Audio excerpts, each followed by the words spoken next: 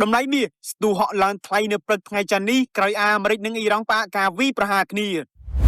Đồng lấy mi on đã chi nợ bật ngày ti mà phải pram pi khai cả cả ní, bàn lăng mà đo đồng lấy $4,460 nợ khung mũi đồng lăng, Rus mà nâng $4,110 nợ khung mi áo. Bản tô pi ca pa sang krim rơ vinh Amerik nâng Iran ban bản thôi ca pri baramអំពីការគ្រប់គ្រងប្រេងនិងការកាត់ឡើងនៃអតិផរណានៅក្នុងជំនួបភូមិសាស្ត្រនយោបាយអាមេរិកបានផាការវាយប្រហារលើអ៊ីរ៉ង់ដើម្បីផ្ដាល់អន្តរភាពលើការចរចាខណៈអ៊ីរ៉ង់ថានឹងបញ្ចប់ការវាយប្រហាររបស់ខ្លួនទៅលើមូលដ្ឋានទ័ពយោធាអាមេរិកនៅប្រទេសជិតខាងប្រសិនបើអាមេរិកមិនបន្តការវាយប្រហារលើប្រទេសខ្លួននៅលើទីផ្សារប្រេងអន្តរជាតិតម្លៃប្រេងបានធ្លាក់ចុះលើ 5% នៅព្រឹកថ្ងៃច័ន្ទទី 27 ខែកក្កដានេះចំណែកនៅក្នុងធនាគារកណ្ដាលអាមេរិកត្រូវបានគេរំពឹងថានឹងរក្សាអត្រាការប្រាក់នៅដដែលក្នុងសប្តាហ៍នេះមុនពេលដំណើរអត្រាការប្រាក់នៅក្នុងខែកញ្ញាខាងមុខឥឡូវនេះអ្នកវិនិយោគកំពុងរងចាំមើលពីរបាយការណ៍សេដ្ឋកិច្ចសំខាន់ៗរបស់អាមេរិកជាច្រើនដែលនឹងចេញផ្សាយនៅសប្តាហ៍នេះដើម្បីដឹងពីគោលនយោបាយរបស់ធនាគារកណ្ដាលអាមេរិកបន្ថែមទៀតចុះឈ្មោះបើកគណនីទិញលក់ហាងឆេងមាសឥឡូវនេះដើម្បីចូលរួមក្នុងក្រុម VIP Signal ក្នុងការទទួលបានតម្លៃទិញលក់ហាងឆេងមាសប្រចាំថ្ងៃ